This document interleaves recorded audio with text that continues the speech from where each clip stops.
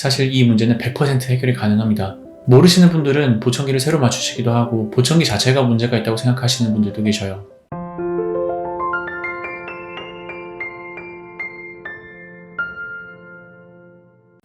안녕하세요. 사후 관리를 매우 철저하게 하는 보청기 센터 하나히어링 강남 본점 강동훈입니다. 오늘은 보청기를 구매하러 오셨다가 돌려보내드린 이야기에 대해서 먼저 말씀을 드리고 오늘 이야기를 해보려고 해요. 어제 있었던 일인데요. 보청기가 소리가 안 좋다고 자꾸 칙칙거리면서 잡소리가 난다고 많이 불평을 하셨던 분이 계셔요. 한 5년 보청기를 사용하셨다가 다른 센터에서 구매를 하셨고요. 집에만 놓고 쓰질 않으셨어요.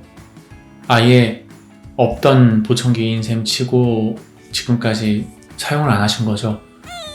일단은 가지고 오셨길래 보청기를 껴봤는데 정말 씩씩씩 하는 소리가 계속 귀에서 나더라고요. 보청기 정밀 점검을 해봤습니다, 먼저.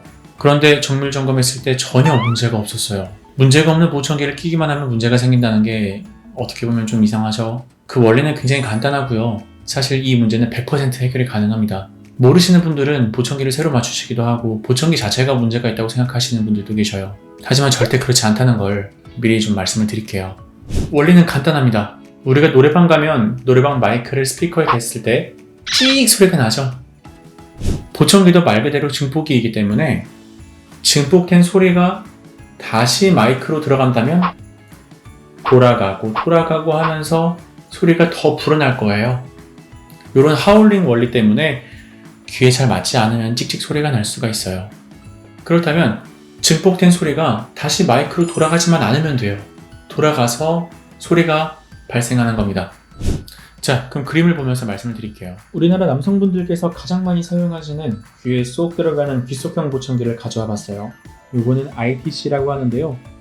ITC 모델은 조금은 청력이 많이 안 좋으신 분들, 중고도에서 고도난청이신 분들이 많이 사용하고요. CIC나 IIC는 갈수록 더 작아지는데 이 작은 보청기들은 보통 경도에서 중고도 난청이신 환자분들께서 많이 사용하십니다.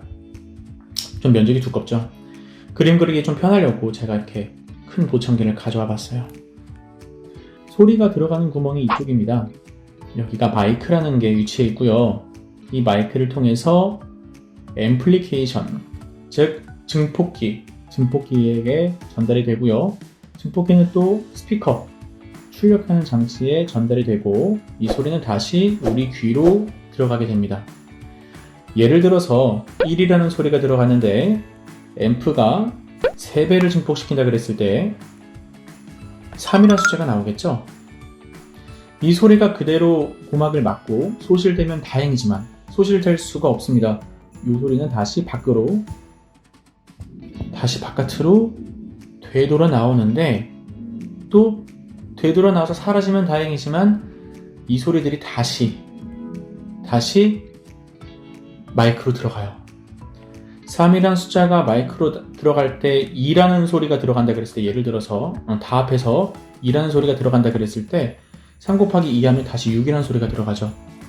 이 6이라는 소리가 소실된다고 하더라도 또 곱해지고 하면서 이렇게 소리가 굉장히 강해집니다. 하울링이 발생을 하겠죠. 그래서 보청기를 착용한 상태에서 여기에 옆에다가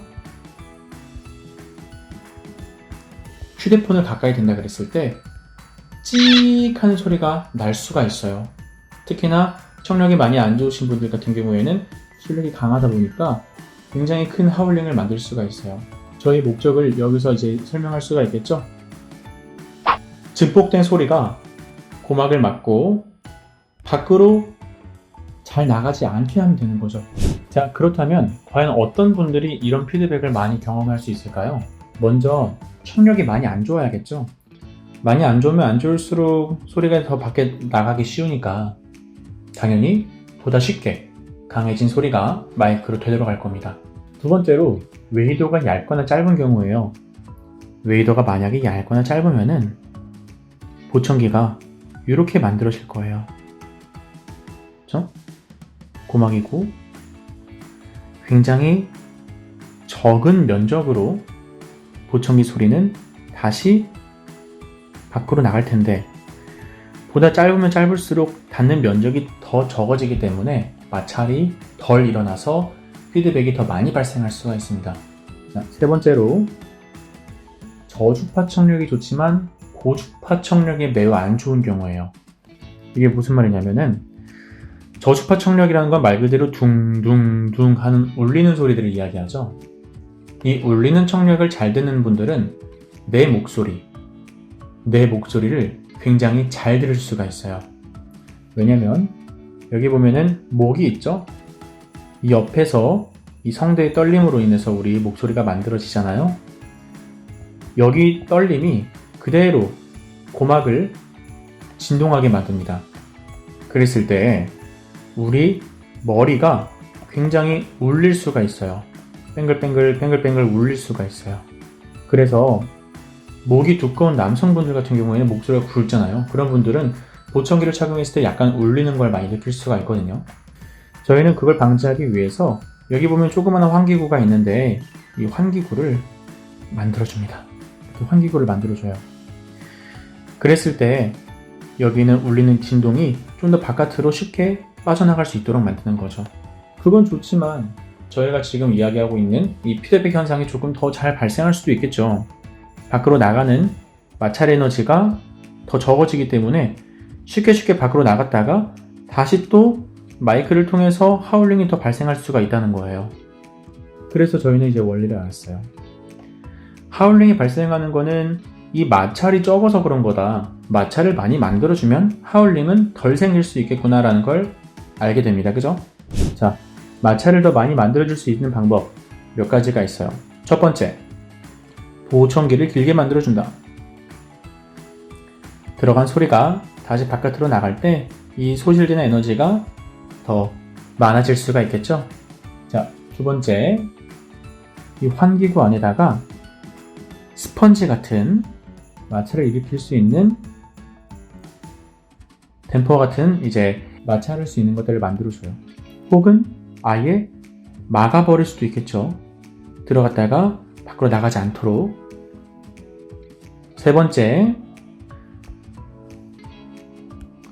이 환기구를 길고 얇게 만들어줍니다.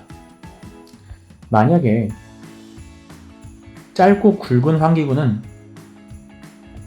더 많은 에너지가 밖으로 나갈 수가 있겠죠.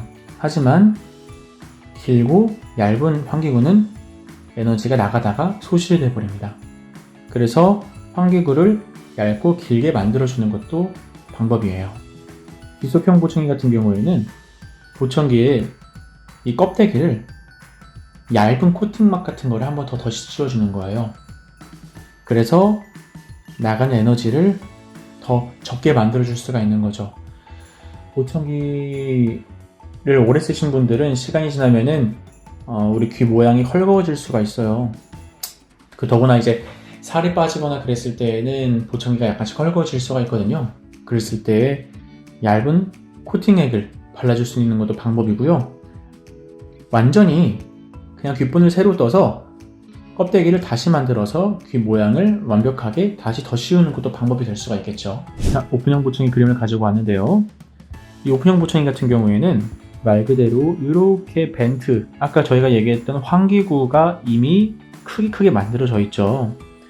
소리가 조금 더 밖으로 잘 소실될 수 있도록, 그래서 내 목소리에 울리는 걸 최소화시킬 수 있는 보청기가 이 개방형 보청기, 즉 오픈형 보청기라고 우리가 이야기를 하죠. 오픈형 보청기는 말 그대로 개방돼서 내 목소리가 울리는 게 편하지만 반대로 피드백이 가장 많이 날 수 있는 보청기 중에 하나예요. 그래서 보청기 자체에도 피드백 캔슬레이션이라고 하는 이제 피드백을 좀 죽여줄 수 있는 그런 기능들이 많이 발달이 되어 있는데, 중요한 건 우리는 소리를 잘 들으려고 보청기를 하는 건데 이런 캔슬레이션 기능이 워낙 많이 발휘를 하다 보면은 우리가 잘 듣고자 하는 소리를 오히려 더 죽여버릴 수가 있어요. 그래서 여기다가 이렇게 개방된 보청기, 그러니까 이어팁이 아닌 조금 이렇게 막아줄 수 있는 이어팁도 종류가 상당히 여러 가지가 있습니다. 한 제조사마다 보통은 기본적으로 3개에서 많으면 6개 이렇게 많이 이제 종류가 여러 가지가 있는데 나에게 맞는 피드백을 최소로 만들어줄 수 있는 이어 팁을 장착하는 것도 방법이 될 수가 있습니다. 자, 이렇게 마찰을 많이 일으키면서 우리가 피드백을 많이 줄여줄 수가 있습니다. 그럼에도 불구하고 피드백이 나는 경우가 있어요. 주로 말씀하실 때 이 연골이 많이 움직였을 때 여기가 공간이 조금씩 발생하죠. 그럼 씩 하는 분들이 계셔요. 그런 경우 귀속형 보청기는 카날락, 귀걸이 보청기는 콘차락이라는 보조기구를 통해서 충분히 해결 가능합니다. 어떤 분들은 귀 모양이 이렇게 양쪽 귀가 이렇게 보청기가 들어가는 분들도 계시고 이렇게 보청기가 들어가는 분들도 계시지만 이렇게 들어가는 분들이 계셔요. 이런 분들은 슬금 특히나 말씀하시거나 식사하실 때 조금씩 밀려 나옵니다.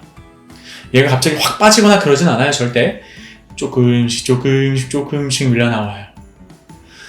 이런 경우에도 이렇게 탁 발머리를 만들어준다면은 상당히 편하게 보청기를 사용할 수 있어요. 밀려 나오지도 않고 찍찍찍 하는 피드백 소리도 안 나고. 저희가 지금 마찰을 일으키는 방법 그리고 발걸이를 만들어주는 방법 이 두 가지에 대해서 피드백을 해결하는 방법에 대해서 알아봤어요. 그 다음에 마지막은 프로그램을 이용하는 방법인데요.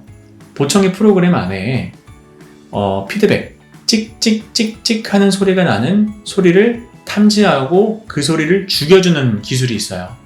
이게 가장 편하지 않느냐, 이렇게 한번 프로그램 돌려준다면은 지금 앞에서 설명했던 게 다 무의미한 거 아니냐 라고 생각하실 수 있는데 저희는 이거를 최후의 수단으로 씁니다.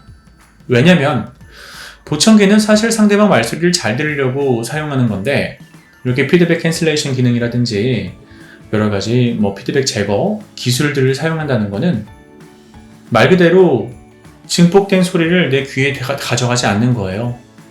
이랬을 때 사람 말소리를 잘 들을 수 있는 변별 능력이 많이 떨어질 수가 있습니다. 일단은 저희가 하드웨어적으로 보청기 내 귀에 잘 맞을 수 있도록 여러가지 조치를 취하고 나서 그래도 안 된다 그랬을 때 최후의 방법으로 소리를 죽여줄 수 있어야지 처음부터 소리를 죽여주는 프로그램을 사용한다는 거는 사실 제가 봤을 때에는 보청기의 목적과 완전히 반대되는 행동이라고 생각이 들어요. 자, 이렇게 보청기에서 찍찍찍 하는 소리가 나는 이유 그리고 거기에 따른 해결 방법에 대해서 알아봤습니다. 사실상 이 피드백은 100% 해결됩니다. 그런데 여러 가지 원인들에 의해서 청력 검사부터 귀폰 채취, 소리 조절, 여러 가지 하드웨어적인, 소프트웨어적인 조절이 조금 안 되는 분들께서 피드백이 좀 안 잡히는 경우가 있을 수가 있어요.